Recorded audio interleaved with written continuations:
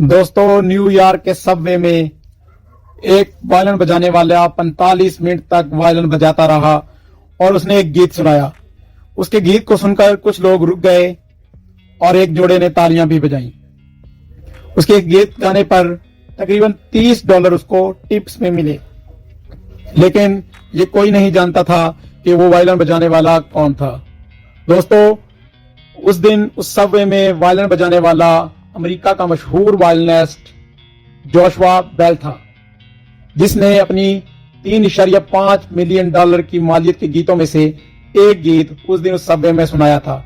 लेकिन उसके इतने महंगे गीत की कीमत सिर्फ $30 थी। इसकी वजह क्या थी दोस्तों, इसकी वजह यह थी कि इंसान का सही जगह पर ना होना उसके टैलेंट, उसकी सलाहियत को मांद कर देता है। उसकी सही कीमत नहीं लगाई जाती।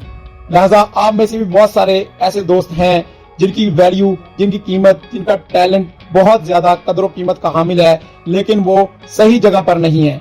अगर आप भी सही जगह पर नहीं है तो उठिए और सही जगह का इंतखाब कीजिए और अपनी वैल्यू को, अपनी कदर को पहचानिए।